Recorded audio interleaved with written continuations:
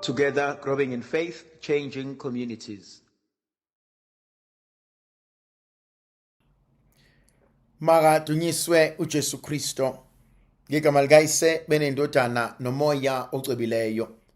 Umusa wenkosi yethu uJesu Kristo, uthando likaNkulunkulu uyise, ubuzalwane ngomoya ocwebileyo makube kini nonke. Namhlanje thandwa zami ngifisa ukuba sifunde encwadini kaDeuteronomy isahluko samashumi amathathu. Ivesi le-15 kuze kube amashumi amabili. uMose wakhuluma esizweni saka-Israyeli wathi, bheka, ngibeka phambi kwakho namuhla ukuba ukhethe phakathi kokuphila nokufa, kokuhle nokubi. Ngiyakuyala phela ukuba uthande inkosi uNkulunkulu wakho, uhambe ngezindlela zayo, ugcine imithetho yayo nezimiso zayo nemiyalo yayo, ukuze uphile wande. Inkosi uNkulunkulu wakho ikubusise ezweni oyongena kulona bese wakha. Kodwa uma inhliziyo yakho ihlubuka kuyo, ungayilaleli uze uduke ukhuleke konkulunkulu abangeyibo nibakhonze, lapho-ke ngiyanitshela khona namhlanje ukuthi niyakubhubha ngempela. Anisoze nahlala isikhathi eside ezweni eniyakungena kulo uma seniwelile iJordani. Yizwani, izulu nomhlaba ngikwenza ofakazi bami kini, ukuthi ngibeke phambi kwenu ukuba nikhethe phakathi kokuphila kanye nokufa, phakathi kwesibusiso kanye nesiqalekiso. Ngalokho-ke khethani ukuphila ukuze niphile wena nenzalo yakho. Uthanda inkosi uNkulunkulu wakho, ulalele izwi layo, ubambelele kuyo ngenhliziyo yonke.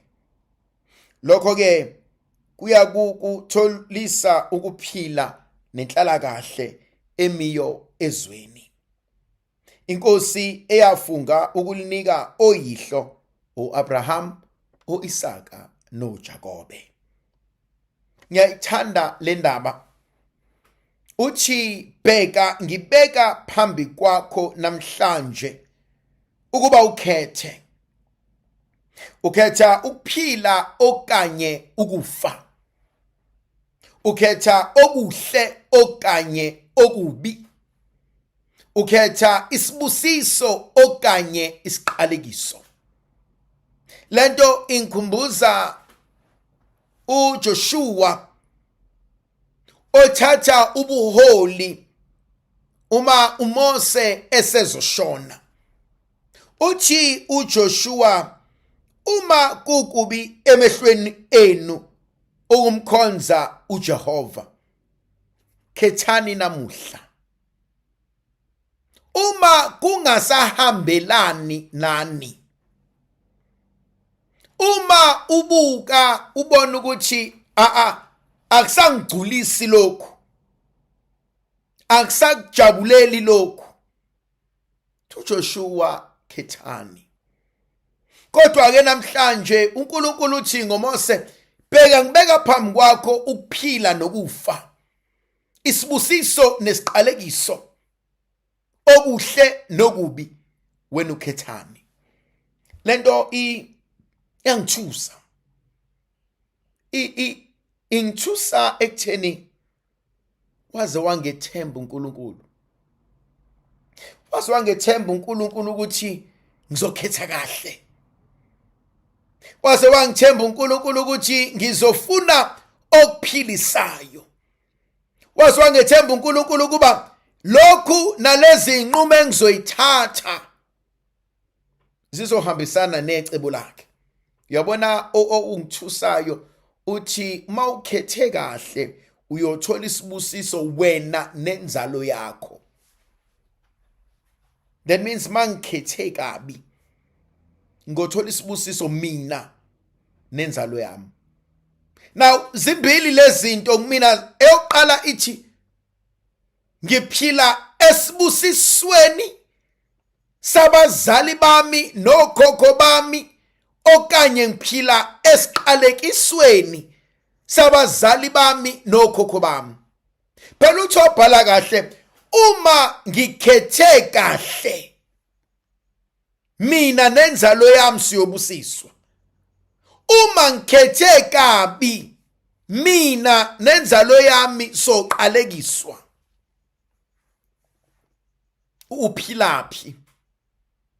Esibusisweni okanye esiqalekisweni? Ekuphileni okanye ekufeni? Kokuhle ekubeni okanye kokubi? Yathusa le ndaba uma uyibheka uhlala phansi. Kodwa ke futhi ibuza nami, sengizalelweke kuleso sigaba, kodwa ngisenawo amandla okukhetha.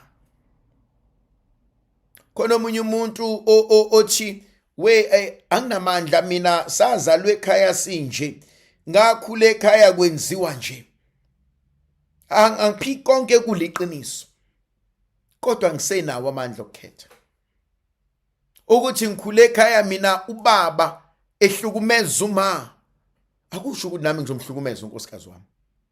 Uthi mina ngikhule ekhaya kuhlushekwa, akusho ukuthi nami ngizofuna izingane zami ihlupheke. Ukuthi mina ngikhule ekhaya uma noma ubaba engekho, akusho ukuthi nami ngizoqhubeka lapho. Cha, kumele ngifunde. Inkonzo engithintayo inkonzo yokukhetha. Ikuphi wena okulambele? Ikuphi engikulangazelela ngakho konke? Ikuphi engikubona kunamandla okuguqula impilo yami? Kunento ayishoyo engithintayo. Athi uma inhliziyo yakho ihlubuka, ungayilaleli, uze uduke ukhuleke kwabanye onkulunkulu abangeyibo ubakhonze. Lapho ke ngiyakutshela khona namhlanje ukuthi niyakubhubha ngempela, anisoze nahlala isikhathi eside ezweni eniyakulingena. Uma ngisuka eyibusisweni, eyithembisweni, impilo yami ngeke ilaste. Impilo yami kuyobe kuyinto eqhukuzayo. So kumina kunalento ethi hlala esibusisweni sikaNkulunkulu. Thandwa zami, lokho akusho ukuthi impilo ibalula. Lokho akusho ukuthi impilo ayibinayo inselelo. Lokho akusho ukuthi ufumana yonke into oyifunayo. Kodwa kubalekile ukuhlala. Hlala ngesinqe. Hlala phansi. Nikeza uNkulunkulu ithuba lakhe. Uyabona kwesinye isikhathi uyawubezwa abantu abalaphayo bethi musa ukuyixina ibe mningi kangaka. Ake unikeze lento esikunike yona ithuba lokuba isebenze empilweni yakho, isebenze emzimbeni wakho. Ohlakaniphileke uyenika ithuba. Nala kunenkonzo kumele siyinike. Munike uNkulunkulu ithuba. Hayi ngoba nakho uNkulunkulu edinga ithuba, kodwa mina engidinga ithuba. Thobhala kahle, uma ke Nkosi ungasakwenzi, ungakhohlwa. Abantu bazohleka wena. Ungakhohlwa. Abantu bazobuza kanti uphi lo uNkulunkulu wabo. Nawu zimbili ke kumina lezi zinto. Asingamenzi uNkulunkulu isehluleki ngoba kasona. uNkulunkulu akangafiki kuthina efuna ukusenzela. Mina ngobuntu bami nginqabe. Mina ngempakamo yami nginqabe. Mina ngokungcola kwami nginqabe. Angamjivazi. Angamdicileli phansi ngoba uyakwazi ukwenza kwenzeke. Kodwa futhi enye into engithintayo, angimvumeli uNkulunkulu athathe indawo yakhe. Yabona ithando zami, kwesinye isikhathi izinto zethu ngabe kade zalunga. Inkinga yethu asikwazi ukunika uNkulunkulu ithuba lokuba abe uNkulunkulu empilweni zethu.